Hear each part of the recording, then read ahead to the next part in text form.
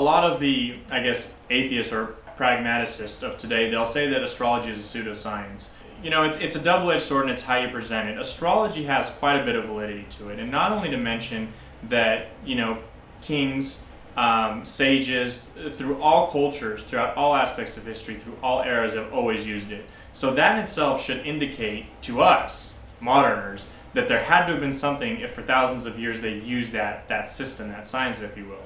One of the immediate things that I could say about it is why people think astrology isn't relevant today is because, if I'm a Virgo, you're a Gemini or you're a Taurus, and you look at your horoscope, you're at Ralph's or you're at a shopping center, and you look at your daily horoscope and it says you will meet somebody interesting. Well, obviously, you will meet somebody interesting. I mean, that could apply to anybody, because when you read somebody's daily horoscope, you have to take into consideration there are, in point of fact, 80 aspects you have to take into consideration to truly pinpoint somebody's situation, somebody's life situation in astrology. And those 80 points are, for the most part, your natal sign, which is your birth sign. Your personality trait actually has 40 points, which is your sun sign is only your 1. So when people say you're a Gemini, you're a Taurus, that's only 1 out of 40 aspects, or really 1 out of 80 aspects that one can extrapolate from you from an astrological perspective. So as a Taurus, they can say, oh, you're a good friend and you can finish things up, but you could be hard-headed sometimes, and you're gonna have a stable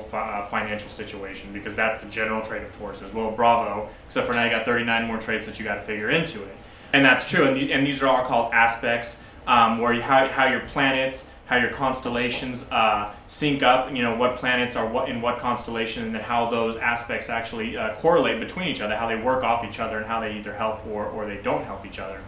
And so looking at that alone, that's called your natal chart. So you have 40 aspects in just your natal chart alone, what kind of a person you are, irrespective of anything else. And then the other 40 aspects of it is that's actually moving.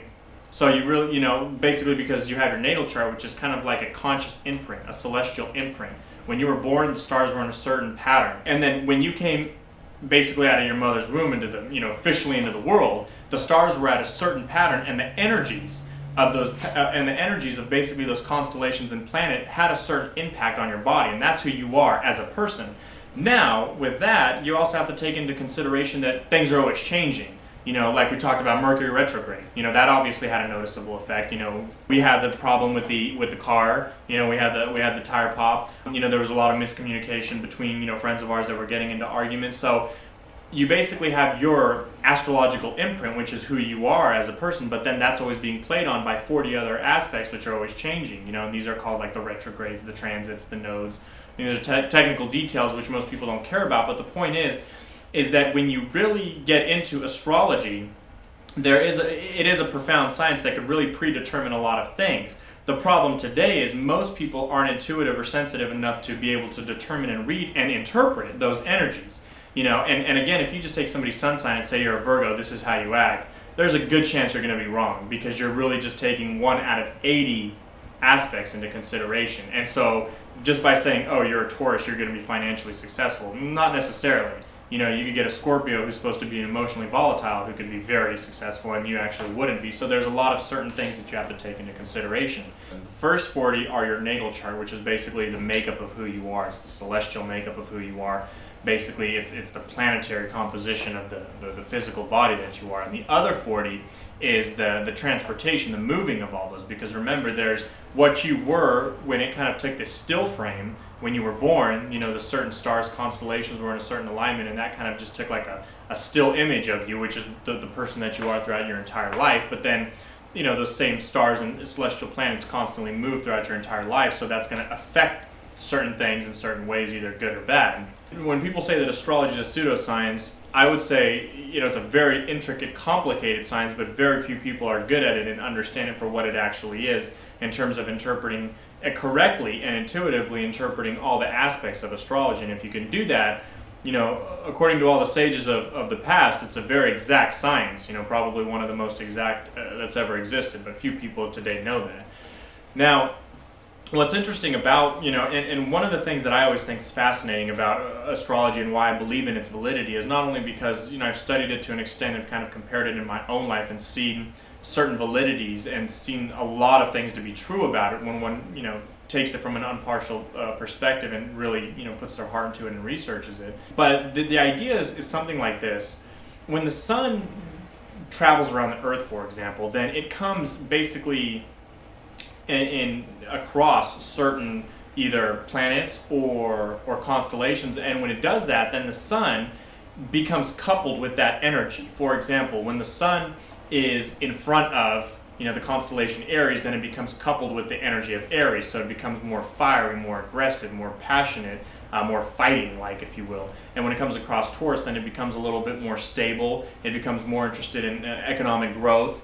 And then when it becomes in Pisces, it becomes a little bit more dreamy. And so what it is basically the sun has its own energy. It's the giver of life. But when it's coupled behind certain constellations or certain planets, then it has that giving life plus a certain little flavor to it, if you will. And that constellation is really the flavor. Why that's significant is because it really does influence really the whole world in a certain respect. Now that doesn't mean that it's predetermined. A lot of people think, if the whole human history is written in human races, what's the point of free will? It's not like that. It influences you, but it doesn't control you. How many people have you seen depressed when they're out on the beach in the sunlight? Not too many, because the sun really is the giver of life, and it really is, not even from a spiritual perspective, but from a physical science perspective. Without the sun, nothing would exist, nothing at all. With the moon, the same thing. You can see the oscillation of the tides in the moon. Look what it does to the ocean. On a new moon, the tides are very low. On a full moon, the tides are very high. Well, if your body is 85-90% water, and it does that to the oceans, and the ocean's a much bigger body of water than you are, what do you think it does to your body? There's a lot of reported cases of people going crazy, people going, mad, or people just being emotionally more volatile in general on full moons, and you would logically find that to be true. Why? Because again, if you're 85-90% water, and it does that to the oceans, well, in your body, it probably will create a tinge of emotional volatility. Now, again, that doesn't mean that the stars, the moon, the planets, the stars, the constellations control you. No, that means that they just influence you. The will ultimately has the final say-so in what's going to happen, through the intellect. But the will is really the determining factor here, and that's a lot of people, they always discount astrology because the stars don't control anything, they don't influence anything. Well, I just gave you a very practical example where it does. The sun generally will give people a sense of life, a sense of optimism, a sense of broad perspective, and it does that because that's what the sun is. It gives life to everything. And the moon will make things more emotional, emotionally volatile, and you see that's what it does with the water.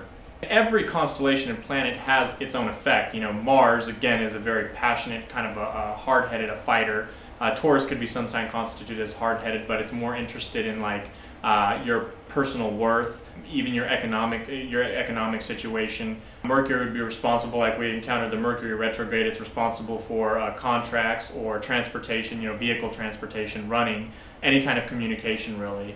It just goes on and on. Jupiter's responsible for good luck, fortune, random hapstances, like we talked about earlier. Saturn is responsible for wisdom, intelligence, prudence, discipline, restrictiveness. That's really the Saturnalian principle, if you will.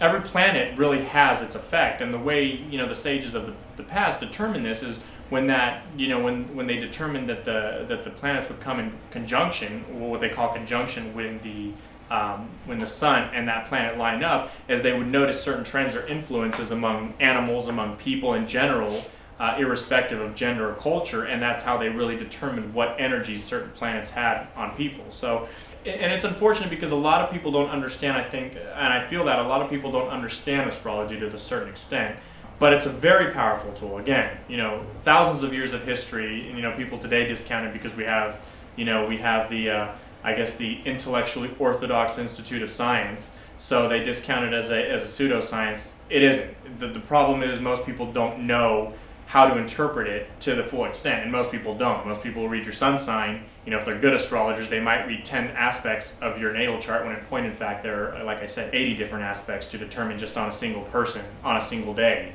J.P. Morgan, a lot of people might be familiar with J.P. Morgan. For those of people who don't, J.P. Morgan is actually one of the most affluent bankers in the world, and even in those times that he was, and he's probably one of the current members of the Federal Reserve private banking industry. J.P. Morgan himself even made a quote about astrology where he said that millionaires don't use astrology, but billionaires do. And that was it was an infamous quote because J.P. Morgan was heavily into astrology. Another little tidbit that I discovered, my dad smokes cigarettes. I don't smoke cigarettes. He smokes cigarettes, and so one day I look at his pack, and there are these cheap cigarettes called Pall Malls. But on the front of the cover, and anybody who smokes or wants to go pick a pack of Pall Malls will go do it, and you'll notice that on the pack there's this 8-pointed, like, it almost looks like the Northern Star. It's basically like a star, like 4-point, and then it has 4 other points, like smaller points coming out the side, so it's like an 8-pointed star.